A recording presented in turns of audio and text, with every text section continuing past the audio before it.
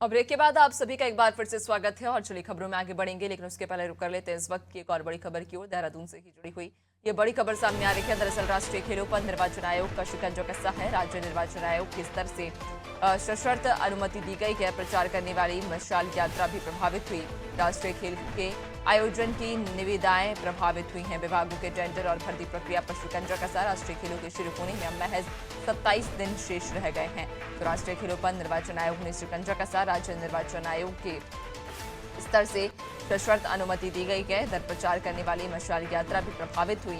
तो वहीं राष्ट्रीय खेलों के आयोजन की निविदाएं भी प्रभावित हुई हैं। विभागों के टेंडर और भर्ती प्रक्रिया पर शिकंजा कसा है। ज्यादा जानकारी लेंगे, सहयोगी सोनू लगातार हमारे साथ बने हुए हैं। सोनू, राष्ट्रीय खेलों पर निर्वाचन आयोग ने शिकंजा कसा है, क्या कुछ पूरा मामला? देखिए नैन्सी, ये चूंकि उत्तराखंड में निकाय के चुनाव की सरगर्मियां शुरू हो चुकी हैं और आचार संहिता लागू है। चूंकि नगर निकाय के चुनाव हैं और शहरी क्षेत्रों में जो आदर्श आचार संहिता है वो प्रभावी है।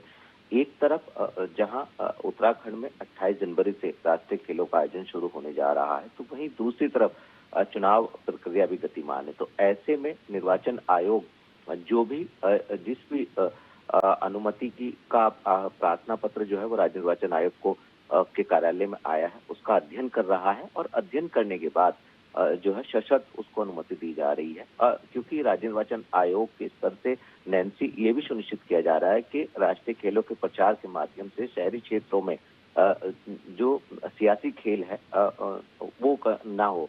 दूसरा, इसके साथ साथ जो निविदाएं हैं खेल से संबंधित और इसके अलावा जो अन्य विभागों के टेंडर और भर्ती की जो प्रक्रियाएं हैं वो भी प्रभावित हुई। तो ऐसे में आप समझ सकते हैं, चूंकि 25 तारीख तक जो है वो निकाय चुनाव की आदर्श आचार संहिता प्रभावी रहेगी और 28 से जो है वो खेल शुरू हो रहे हैं। तो अब ये देखना होगा कि जो निकाय के चुनाव से संबंधित या जो अन्य कार्य से संबंधित जो भी प्रार्थना पत्र अनुमति के राज्य निर्वाचन आयोग को भेजे गए हैं, कम से कम समय में बड़ी संख्या में इन पत्रों का अध्ययन कर कैसे राज्य निर्वाचन आयोग से अनुमति दी जाएगी, ताकि जो राजनीति से अलग दूसरे कार्य हैं, जैसे खेल की हम बात कर रहे हैं, तो वो प्रभावित ना हो। चूंकि समय बहुत कम है और ये पहले से ही निर्धारित हो चुका है कि उत्तराखंड में राष्ट्रीय खेलों का आयोजन आज 28 जनवरी से शुरू हो रहा है।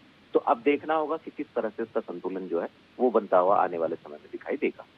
बिल्कुल, वाकई देखने वाली बात रहेगी, चूंकि तैयारियां लगभग पूरी हो चुकी हैं और ऐसे में अब खिलाड़ियों को लेकर भी चूंकि लगातार उनमें भी उत्साह बढ़ता जा रहा है। हालांकि देखने वाली बात होगी किस तरह से इसे पूर्ण किया जाएगा। बहुत शुक्रिया आपका, बने रहिएगा और भी आगे आपसे अपडेट्स